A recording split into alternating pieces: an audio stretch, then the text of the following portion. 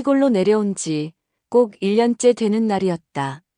봄이라지만 아침 공기는 싸늘했고 나는 여전히 이 집 지붕 밑에 내가 살고 있다는 게 믿기지 않았다. 서울에서의 30년은 무색할 만큼 빠르게 사라졌고 남편과 헤어진 뒤 쓸쓸함이 먼저 찾아온 건 아니었다. 의외로 자유였다. 냉장고 문을 몇 번이나 열었다 닫아도 잔소리하는 사람 없고 내 마음대로 방배치 바꾸고 아침에 일어나 첫마디를 안 해도 아무도 눈치 주지 않는 자유. 그 자유가 달콤했던 첫 계절이 지나고 이제 고요가 때로는 공허로 다가오기 시작했다. 그날 아침도 평소처럼 마당을 쓸고 닭장 앞에 쪼그려 앉아 닭들 모이를 챙겼다. 그때였다. 대문 쪽에서 인기척이 났다. 마을에선 보기 드문 청년이었다. 군청에서 나온 전기점검팀이라며 인사를 건네는 그 청년은 생각보다 정중했고 말끝마다 아주머니를 붙이는 게 기분 나쁘지 않았다. 전기 계량기를 점검한답시고 집 안쪽까지 들어오는데 무슨 이유에선지 내가 괜히 긴장했다. 혼자 사세요? 그가 던진 질문에 잠깐 멈칫했지만 대답은 솔직히 나왔다. 네, 혼자예요. 대답을 하고 나서야 깨달았다. 이 말이 얼마나 가볍게 들릴 수 있는지를. 이틀 뒤 읍내 하나로마트에서 그 청년을 다시 만났다. 생수 2박스를 들고 있던 나에게 도와드릴까요? 하며 웃던 얼굴. 이름은 정우라고 했고 마을 근처 전기안전센터에 파견 나온 지 3개월째라고 했다. 그렇게 우연히 시작된 인연은 일주일에 한 번 아니면 열흘에 한 번씩 자연스럽게 반복되었다. 처음엔 도움을 주는 척, 그 다음엔 물어보는 척, 그리고 언젠가부터는 이유 없이 찾아왔다. 어느 날엔 늦은 시간, 부엌 창 너머로 인기척이 느껴졌다. 뒷마당 감나무 옆. 분명 누군가 서 있었고 나는 불을 켜지 않은 채 숨을 죽였다. 며칠 후 이장님이 슬쩍 말을 꺼냈다. 혼자 사는 집은 아무래도 조심해야지.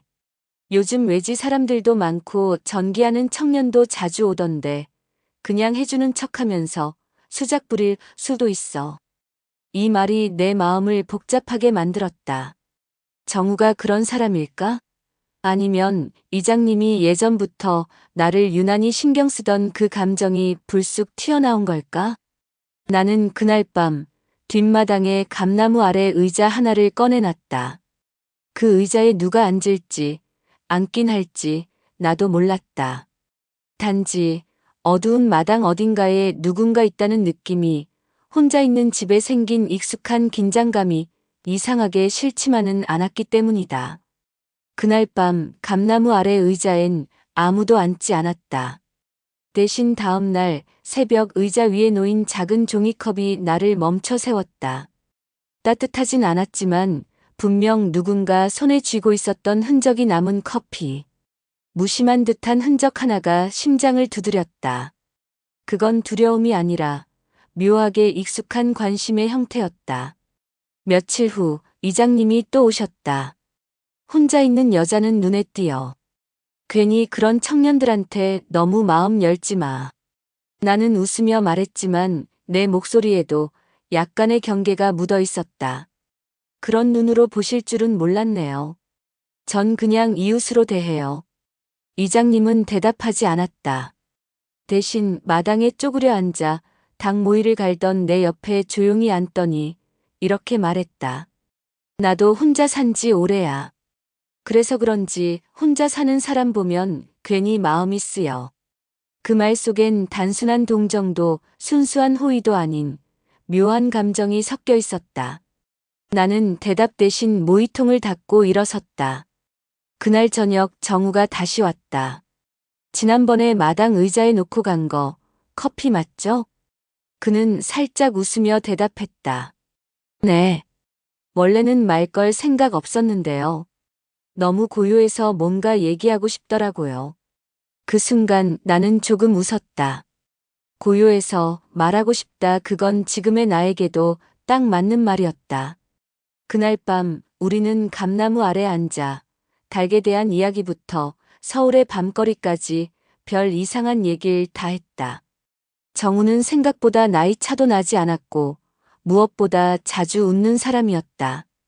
그 웃음이 낯설면서도 자꾸 생각났다.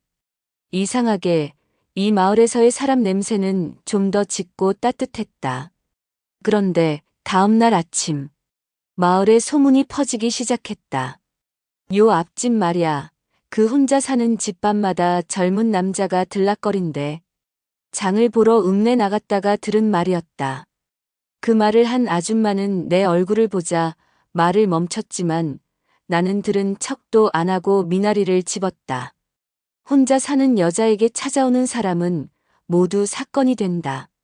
그것이 가족이든 친구든 아니면 그저 따뜻한 한 잔의 커피를 주고 가는 이웃이든. 밤이 되자 이장님이 또 찾아왔다. 사람들 입이 문제야. 그냥 조심하자는 뜻이지. 그 말에 나는 웃지도 않고 이렇게 말했다. 이장님도 자주 오시잖아요. 사람들 입은 그건 괜찮을까요? 그는 말이 없었다. 정적이 흐르고 나는 말없이 문을 닫았다.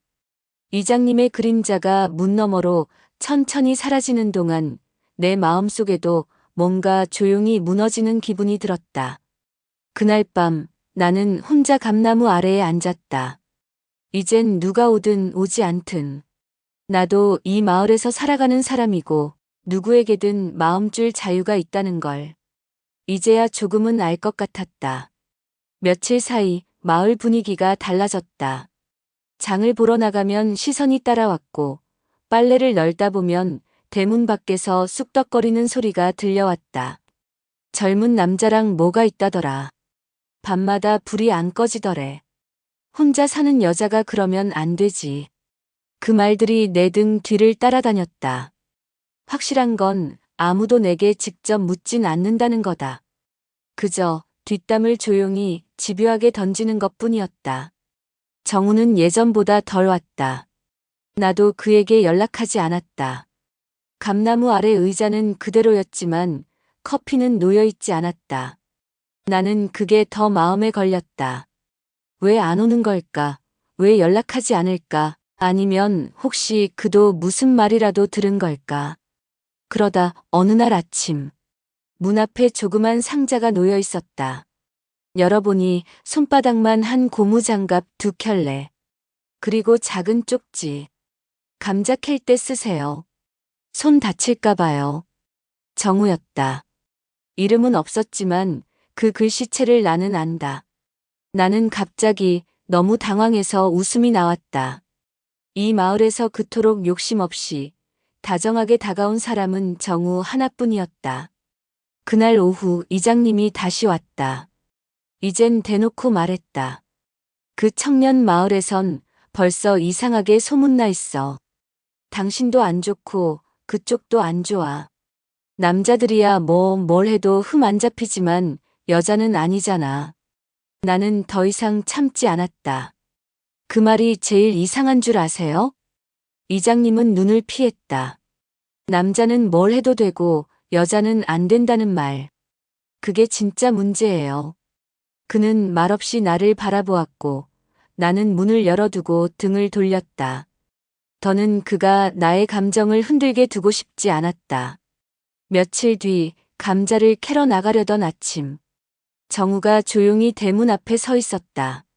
장감 잘 맞으세요? 나는 대답 대신 미소 지었고 그는 바지 주머니에서 또 다른 걸 꺼냈다. 작은 방수 손전등. 밤에 마당 돌아보실 때 쓰세요. 저번에 불 꺼진 데서 뭐가 움직인다 했잖아요. 나는 그 손전등을 받아들고 고개를 끄덕였다. 혼자 사는 여자는 이런 거 하나하나가 참 고맙네요. 정우는 말없이 웃었다. 그 웃음이 따뜻했지만 한편으로는 멀어질 준비를 하는 사람처럼 보였다. 그날 밤 마을 단톡방에 누군가 익명으로 이런 글을 올렸다. 혼자 사는 여자 집에 젊은 남자가 자꾸 들락거리는데 다들 뭐라 생각해요? 나는 답하지 않았다. 하지만 곧 누군가가 이렇게 썼다. 남이사. 혼자 사는 게 죄도 아니고 외로운 사람끼리 말 좀 섞는 게 뭐가 문제라고. 그 말이 누구인지는 몰랐지만 그 밤 나는 처음으로 감나무 아래 의자에 앉아 눈을 감고 바람 소리를 오래도록 들었다. 그리고 생각했다. 나는 지금 잘 살고 있는 거라고. 비록 이 마을이 나를 전부 이해하진 못하더라도. 정우는 그날 이후로 연락이 없었다. 손전등과 쪽지는 마지막이었다. 마당을 쓸다가 문득 하늘을 올려다보면 어느새 계절이 넘어가고 있다는 걸 느낀다. 바람이 달라졌다. 그리고 내 마음도 어딘가 비워진 듯 시큰했다. 그 빈틈을 파고든 사람은 예상 밖이었다. 경로당 총무 조씨 아저씨.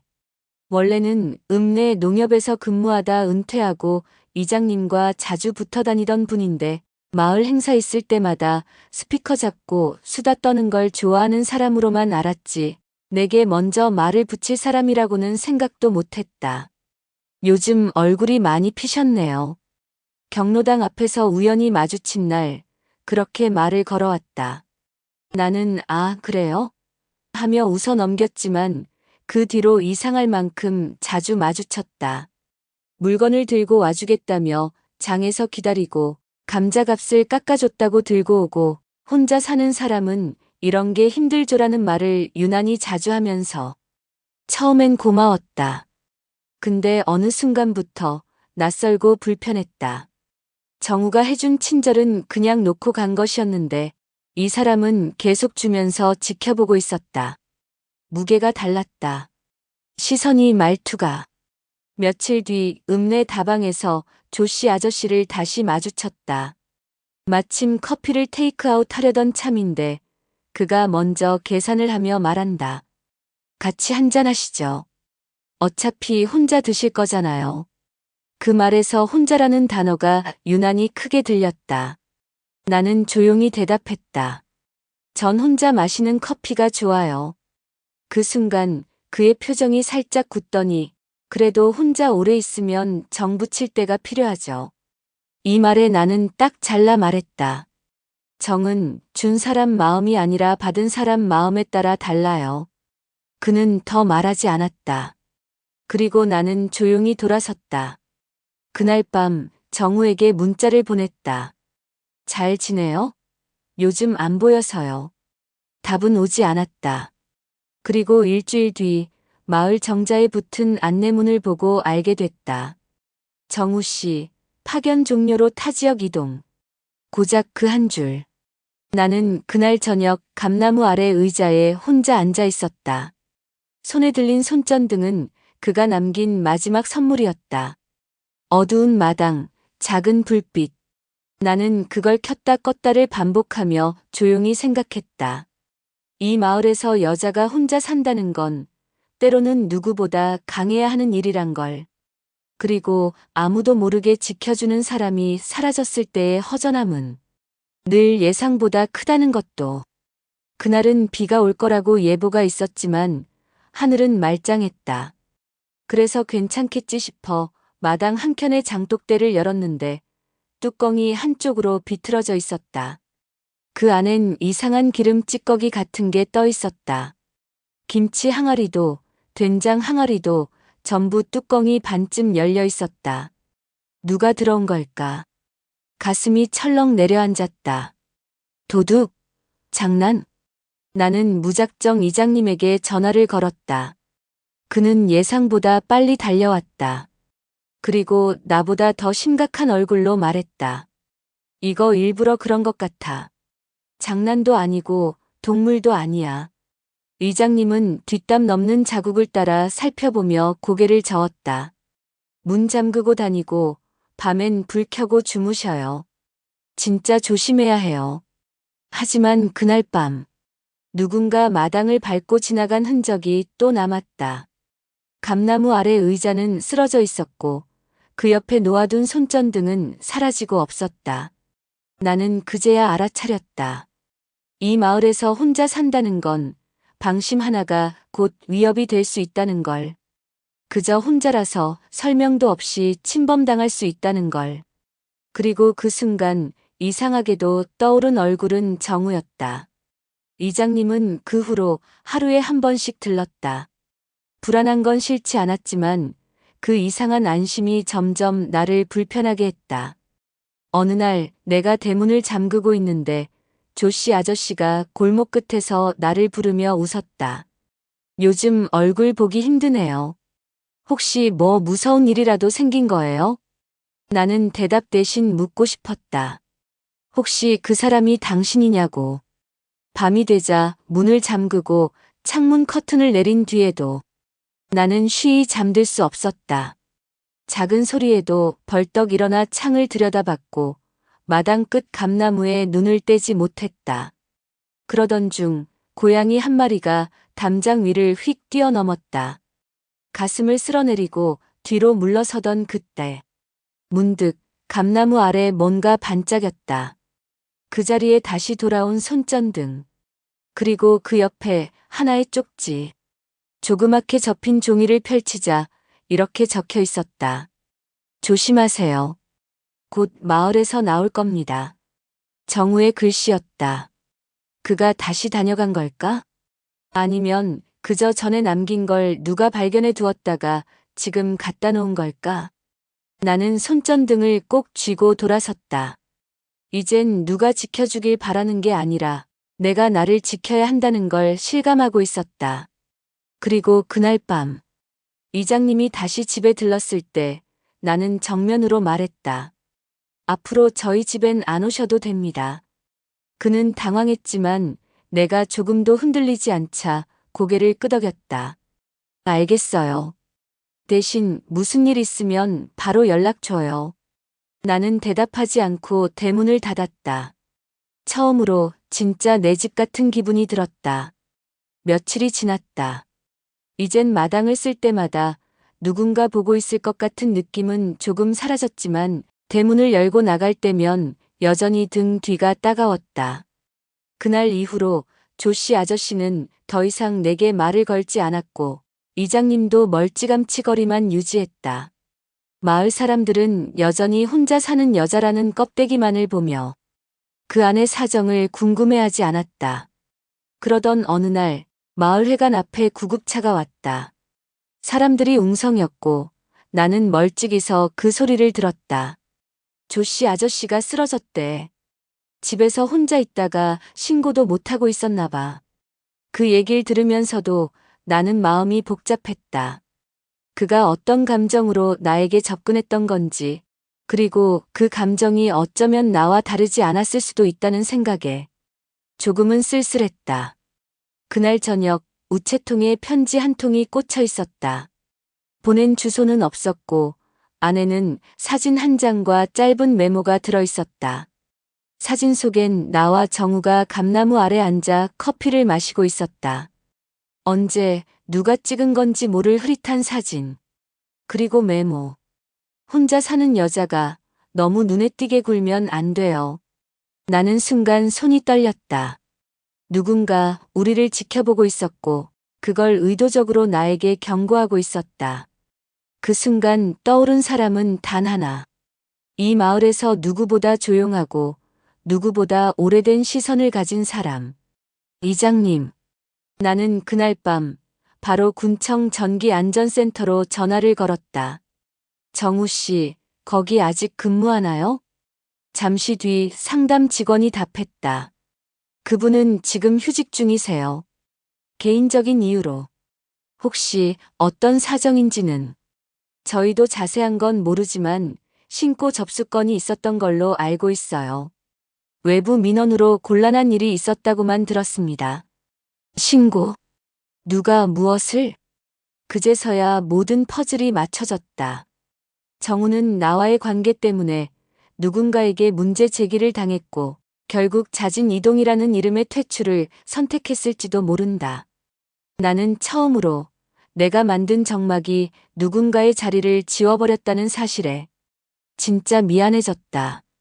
혼자 있는 게 편했고 혼자 있는 게 익숙했지만 그게 누군가에게 상처가 되었을 줄은 몰랐다. 밤이 되자 감나무 아래 손전등 대신 작은 촛불을 하나 켰다. 그 불빛에 매달리듯 앉아 있으니 멀리서 누군가 다가오는 소리가 들렸다. 그 조용한 발자국 소리에 나는 심장이 뛰는 게 느껴졌다. 혹시 정우? 나는 그렇게 중얼거렸지만 대답은 들리지 않았다. 대신 내 뒤로 바람 한 줄기 스치듯 익숙한 향기가 지나갔다. 감나무 아래 작은 촛불은 바람 한 번에 꺼졌다. 하지만 내 가슴 속 불씨는 이상하게 꺼지지 않았다. 그날 이후 나는 매일 밤 촛불을 하나씩 켰다. 누군가 보기엔 허무맹랑한 짓일지 몰라도 그 불빛 아래 앉아 있으면 내가 혼자가 아니라는 착각이라도 할 수 있었기 때문이다. 며칠 뒤 군청에서 우편물이 하나 도착했다. 정우의 파견 종료 확인서였다. 그 서류에는 마지막 근무일자, 그리고 그가 남긴 짧은 메모가 적혀 있었다. 잊지 마세요. 조심하는 것도 중요하지만 때로는 믿는 것도 용기입니다. 나는 손에 쥔 종이를 꼭 움켜쥐었다. 이제는 더 이상 숨지 않기로 했다. 그리고 마침내 그날의 진실을 마주하기로 했다. 내가 처음으로 군청에 민원을 넣은 적은 없다. 하지만 누군가는 분명히 정우와 나 사이에 불편한 시선을 만들었고, 그건 그를 떠나게 했고, 나를 다시 외로움 속으로 밀어넣었다. 이장님에게 가야겠다고 마음먹은 건 우체통에 또 하나의 익명 쪽지가 도착하면서였다. 이번엔 봐줬지만 다음은 없어요. 무서웠다. 하지만 더는 물러설 수 없었다. 이장님 댁 대문을 두드렸을 때 그는 마당 한가운데 서 있었다. 무슨 일로? 나는 한숨에 말을 쏟아냈다. 정우 씨, 누가 신고했는지 알고 계세요? 누가 사진을 찍었고 누가 저한테 협박 쪽지를 보내는지 정말 모르시겠어요? 그는 잠시 말을 잇지 못했다. 그러다 고개를 숙이며 말했다. 나는 그냥 걱정돼서 그랬어. 걱정이요? 누가 누구를요? 내가 누굴 만나는 게 왜 걱정거리가 되죠? 그는 더 말하지 않았다. 그리고 나는 그의 등을 뒤로하고 돌아섰다. 그 순간 처음으로 울고 싶지 않은 울음이 목에 차올랐다. 밤. 감나무 아래 다시 앉았다. 이번엔 촛불 대신 손전등을 켰다. 그 손전등은 이제 내가 지키는 불빛이었고 그 불빛 아래에서 나는 속으로 혼잣말을 했다. 정우 씨 미안해요. 그날 더 용기 냈어야 했는데 이렇게 오래 걸려서야 말하게 되네요. 그 순간이었다. 마당 끝 대문 너머에서 누군가의 그림자가 움직였다.